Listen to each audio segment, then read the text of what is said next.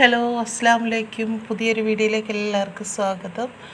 ഇന്നിതാ വിരുന്നുകാരെയൊക്കെ ഞെട്ടിക്കാൻ പറ്റിയ നല്ല കിടില ഒരു ഐറ്റമായിട്ടാണ് ഞാൻ വന്നിരിക്കുന്നത്.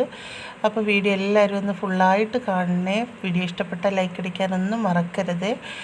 ഇപ്പം ഞാനൊരു 2-3 കഷ്ണം മരിച്ചിനി എടുത്തിട്ടുണ്ടായിരുന്നു. അതിനെ ഒന്ന് ചെറുതായിട്ട് അരിഞ്ഞതിന് ശേഷം കഴുകി വൃത്തിയാക്കി ഒരു മൺകലത്തിൽ ഇട്ട് കൊടുത്ത് അതിലേക്ക് കുറച്ച് മഞ്ഞൾപ്പൊടിയും കൂടി ഇട്ടൊന്ന് നന്നായിട്ടൊന്ന് വേവിച്ചെടുക്കുകയാണ്.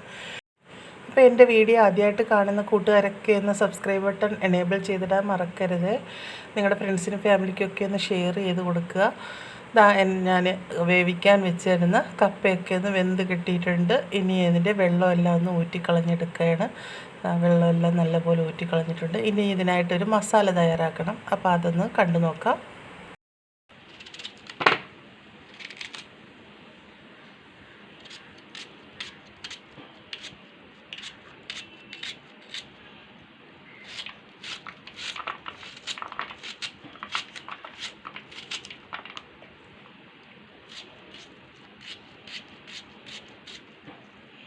അപ്പോൾ ഇതിലേക്കായിട്ട് ഒരു 2 സവാളയാണ് എടുത്തിരിക്കുന്നത്. സവാള ഇതേപോലൊന്ന് ചെറിയ രീതിയിലൊന്ന് അരിഞ്ഞെടുക്കണം. അപ്പോൾ ചെറുതായിട്ട് വേണം അരിഞ്ഞെടുക്കാൻ, വലിയതായി പോകരുത്. അപ്പോൾ അരിഞ്ഞതിന് ശേഷം നമുക്ക് അതിനെ മാറ്റി വയ്ക്കാം. ഇനി ഇതുപോലത്തെ ഒരു ചെറിയ കഷ്ണം ഇഞ്ചിയും കൂടെ എടുക്കുകയാണ്. അതിനെ ഒന്ന് ചെറിയ രീതിയിലൊന്ന് അരിഞ്ഞെടുക്കാം.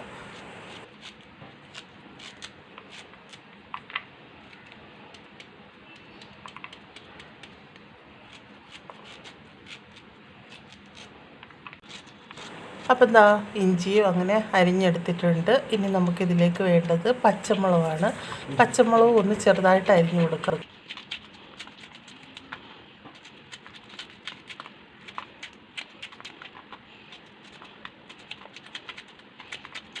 അപ്പോൾ ഒരു 3 പച്ചമുളക് ഞാൻ എടുത്തിട്ടുണ്ട്. എല്ലാം അങ്ങനെ അരിഞ്ഞ് വെച്ചിട്ടുണ്ട്. പിന്നെ കുറച്ച് കറിവേപ്പിലയും കൂടെ എടുത്തിട്ടുണ്ട്. അത് എല്ലാം ഒരു സൈഡിലോട്ട് മാറ്റി വയ്ക്കാം. ഇനി നമുക്കൊരു ചട്ടി അടുപ്പിൽ വെച്ച് കൊടുക്കാം. അതിലേക്ക് വെളിച്ചെണ്ണ ഒഴിച്ച് കൊടുക്കുകയാണ്. വെളിച്ചെണ്ണയിൽ ചെയ്യുന്നതാണ് നല്ല ടേസ്റ്റ്. അപ്പോൾ നമുക്ക് ചപ്പാത്തിയുടെയും പൂരിയുടെയും അപ്പത്തിൻ്റെയൊക്കെ കൂടെ കഴിക്കാൻ പറ്റിയ നല്ലൊരു കറിയാണ്. എല്ലാവരും ഇതുപോലൊന്ന് ചെയ്ത് നോക്കണം കേട്ടോ. എണ്ണയൊന്ന് ചൂടായപ്പോഴേക്കും ഞാൻ കടുവൊക്കെ ഒന്നിട്ട് കൊടുക്കുകയാണ്. കടുവെല്ലാം നല്ലപോലെ ഒന്ന് പൊട്ടി വന്നതിന് ശേഷം നമ്മൾ അരിഞ്ഞ് വെച്ചിരിക്കുന്ന പച്ചമുളകും ഇഞ്ചിയും സവാളയും കറിവേപ്പിലയും എല്ലാം കൂടി ഇട്ടൊന്ന് വഴറ്റി കൊടുക്കാം. അപ്പോൾ ഒരുപാടങ്ങ് കരിഞ്ഞു പോകുകയൊന്നും വേണ്ട, ഒരു മീഡിയം ടൈപ്പിലൊന്ന് വഴറ്റിയെടുത്താൽ മതിയാകും. അപ്പോൾ ഞാൻ എൻ്റെ ചാനലിൽ പുതിയ പുതിയ നല്ല നല്ല വീഡിയോസൊക്കെ ഇട്ടിട്ടുണ്ട്. എല്ലാവരും ഒന്ന് പോയി കണ്ട് സപ്പോർട്ട് ചെയ്യണേ. നിങ്ങളുടെ സപ്പോർട്ട് ഉണ്ടെങ്കിൽ മാത്രമേ മുന്നോട്ട് പോകാൻ സാധിക്കുകയുള്ളൂ. നമ്മുടെ സവാളയൊക്കെ ഏകദേശം ഒന്ന് വഴണ്ട് വന്നിട്ടുണ്ട്. അതിലേക്ക് ഇനി നമുക്ക് പൊടി ഐറ്റങ്ങളൊക്കെ ഇട്ട് കൊടുക്കാം. അതിനായിട്ട് എടുത്തിരിക്കുന്ന മസാലകൾ മുളക് പൊടി, മഞ്ഞൾപ്പൊടി, അല്പം മല്ലിപ്പൊടി, പിന്നെ കുറച്ച് പെരുംജീരകപ്പൊടിയാണ് എടുത്തിരിക്കുന്നത്. പെരുംജീരകത്തിന് പകരം ഗരം മസാല ആയാലും മതിയാകും. ഇതെല്ലാം കൂടെ നമുക്ക് വഴണ്ട് കിടക്കുന്ന സവാളയിലേക്ക് ഇട്ട് കൊടുത്തിട്ട് അതിനെ ഒന്ന് മൂപ്പിച്ചെടുക്കാം. അതിൻ്റെ പച്ചമണം മാറുന്നത് വരെ ഒന്ന് ഇളക്കി കൊടുക്കണം. അതൊന്ന് ചൂടായപ്പോഴേക്കും ഞാൻ അതിലേക്ക് കുറച്ച് വെള്ളം ഒഴിച്ച് കൊടുക്കുകയാണ്. വെള്ളം ഒഴിച്ച് കൊടുത്തതിന് ശേഷം ഇതിലേക്ക് ആവശ്യത്തിന് നമുക്ക് ഉപ്പിട്ട് കൊടുക്കാം. അപ്പോൾ ഒട്ടും തന്നെ നമ്മൾ കപ്പയിലൊന്നും ഉപ്പിട്ടിട്ടില്ല. ഉപ്പിട്ട് കൊടുത്തതിന് ശേഷം അതിനെ ഒന്ന് തിളയ്ക്കാനായിട്ട് വെയിറ്റ് ചെയ്യാം.